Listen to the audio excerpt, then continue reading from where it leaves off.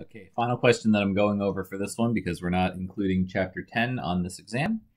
So Part 6, the computer's administrators developed a C language program called eform.c that allows students to complete a form electronically and store the information in a file called data.txt. Students are preventing from reading or editing the file info once the file has been submitted. The file details are shown below.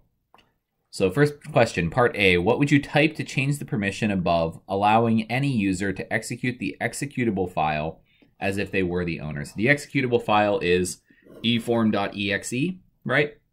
.txt is a text file, .c is a C source file.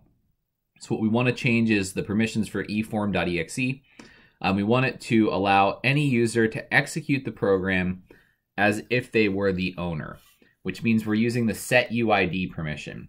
And we're doing that on the owner's permissions. So we're doing chmod u plus s, and then we have to give the file that we want to change the permissions for, which is eform.exe. So this is saying we're going to give setUID permissions, setting the user ID to the user whenever anyone executes eform.exe. And so that's going to allow students to execute that. This program can then make changes to data.txt as if it's root, but it's not going to allow people that are not root to edit the file outside of that single executable. And we're assuming that, of course, that executable is, doing proper permission control inside of it so that they're not able to edit anything on the system. So Part B, which of the following commands allows a user to execute one command as if they were root? So GCC we should know is the compiler. That's not it. SetUID we don't really know anything about.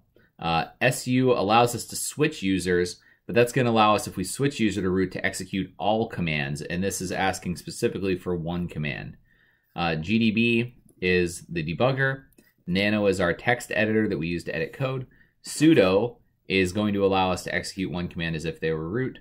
ls is list subdirectory, and root.exe is nothing that we know about. So sudo is the only possible choice here, and that is the command that allows us to execute one command as if we're root.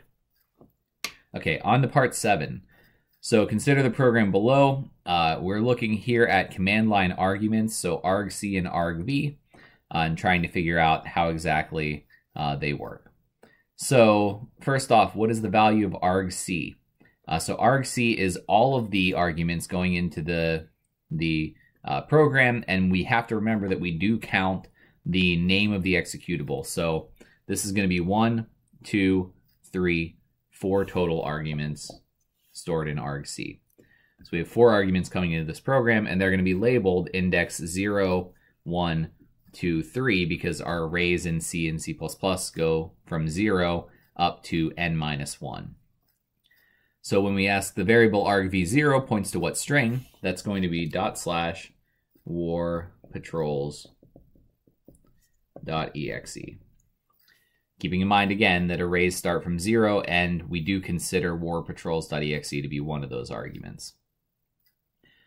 What is the exact output of the print statement in line 6? Part of the output is provided for you. So it says printf, famous World War II submarine, %s. So we're just trying to figure out what %s is printing.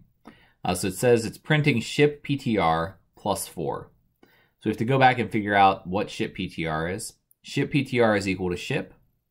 And ship PTR is an alias for ship.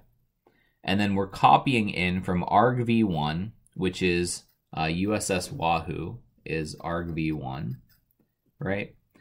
Ship PTR is equal to ship, so we're copying USS Wahoo into here. And then at ship PTR plus 4, we're going 4 elements, so 0, 1, 2, 3, 4.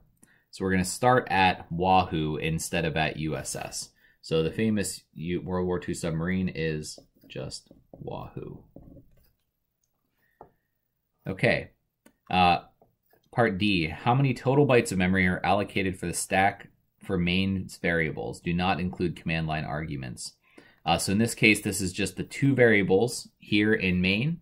So it's the 2 things that start with char. In this case, char ship is 32 bytes.